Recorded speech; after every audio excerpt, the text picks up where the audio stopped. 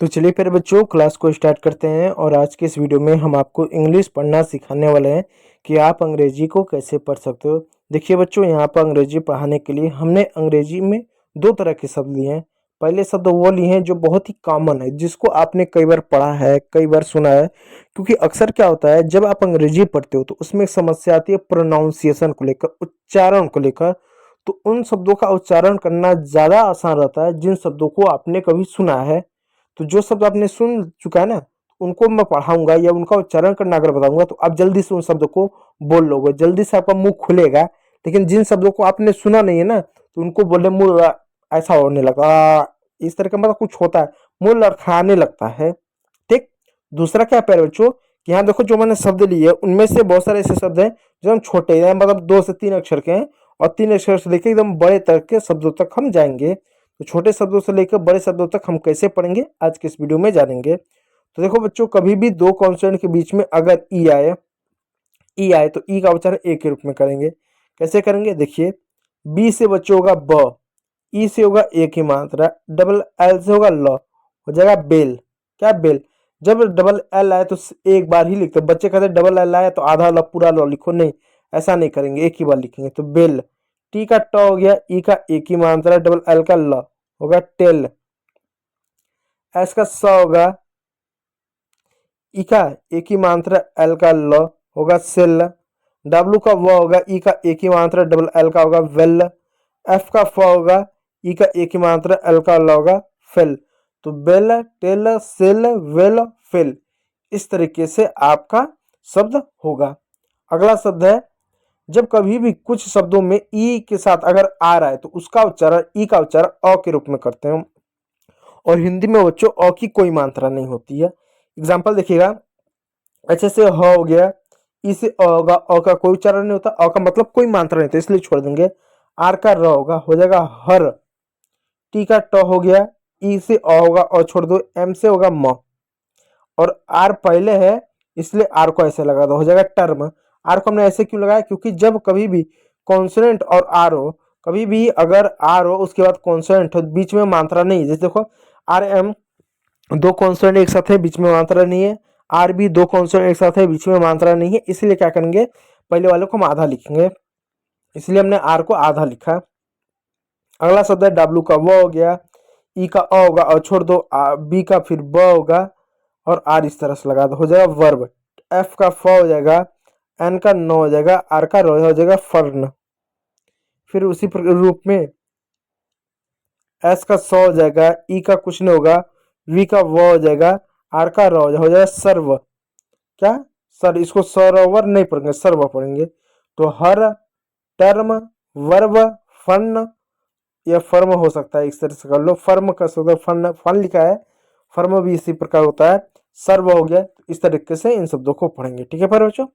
चलिए अगला शब्द है, जब कभी भी अंग्रेजी में ई आर लास्ट में आए तो उसको अर पढ़ते हैं। क्या? अर, क्योंकि ई आर को हमेशा अर पढ़ते हैं, और की मात्रा नहीं तो साइलेंट होगा, लास्ट में ई आर आएगा तो अर पढ़ेंगे। जैसे एल से होगा ल, ई से होगा ए की मात्रा, डबल टी है तो एक बार ट, ई आर का र हो गया लेटर, बी से होगा ब, ई से होगा ए की मात्रा, डबल टी से होगा ट, ई आर से होगा र, जगह बेटर, एल से क्या होगा ल होगा, आई से छोटी की मात्रा, टी का ट हो गया, टी का ट हो गया, एल का ल हो गया लिटल, लिटल, के का क हो गया, ए का एक ही मात्रा, डबल टी का ट हो गया, एल का ल हो गया, केटल हो गया लेटल, वेटर, लिटल, केटल। इस तरह के अंग्रेजी के आपके शब्द हो गए, ठीक है प्यारे बच्चों। ठीक है, चलिए एल का ल हो गया, ई का ए की मात्रा, डबल टी का ट हो गया, ई आर का रॉग हो गया, लेटर हो गया, बेटर हो गया, वही शब्द वापस आए, इसलिए इन शब्दों को मैं काट दे रहा हूँ। देखो अगला शब्द है, देखो कभी भी किसी भी शब्द में अंग्रेजी में कॉन्सोनेंट हो उसके बाद ई हो, शब्द समाप्त हो जाए तो ई को बड़ी की मात्रा पढ़ते हैं। जैसे एच का ह हो गया, ई का ई की मात्रा ही हो गया, एम का म हो गया, ई का बड़ी की मात्रा मी हो गया, डब्लू का व होगा, ई का छोटी की मात्रा हो गया वी हो गया, ठीक है, इस तरह से आपका हो गया। अगला शब्द है वी हो गया, डब्लू फिर बी है, बी का ब हो गया, ई का ई की मात्रा बी हो गया, एस एच का श है, ई का ई की मात्रा शी हो गया। तो ही, मी, वी, बी, सी, वी। ठीक है, इस तरह का आपका अंग्रेजी का शब्द हो गया।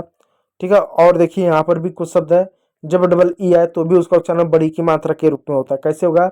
एस का स हो गया, डबल ई का बड़ी की मात्रा सी, टी का ट हो गया, आर बाद में तो इस तरह से लिख दें, डबल ई का बड़ी की मात्रा ट्री हो गया, जी का ग हो गया, आर का छोटी की मात्रा, डबल ई का बड़ी की मात्रा हो गया, एन का न ग्रीन हो गया, उसी पर एम का म हो गया, डबल ई का बड़ी की मात्रा हो गया, टी का ट हो गया, मीट हो गया, उसी पर एफ का फ हो गया, डबल ई का बड़ी की मात्रा, टी का ट हो गया फिट।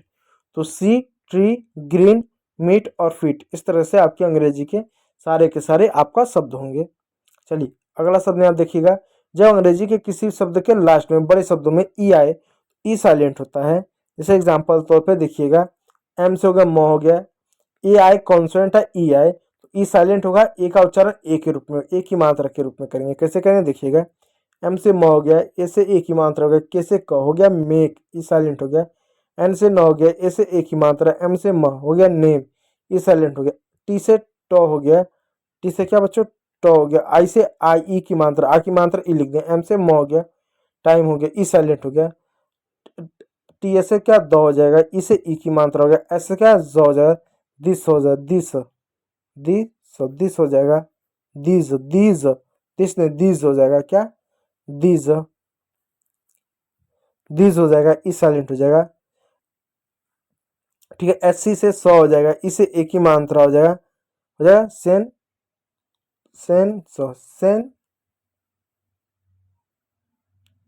या इस तरह का सेन हो जाएगा। ठीक है, इस बात को याद रखिए, आप इस तरह से हम इसको लिख सकते हैं, रुक जाइएगा, एस सी, एस और सी से इसका सौ ही होगा, फिर ई से जो है आप यहाँ पर ई की मात्रा लगा दीजिए, एन से न करे सीन, इस तरह से आप कर सकते हैं, इसको सीन कहेंगे, ई साइलेंट होगा, सीन हो गया आपका।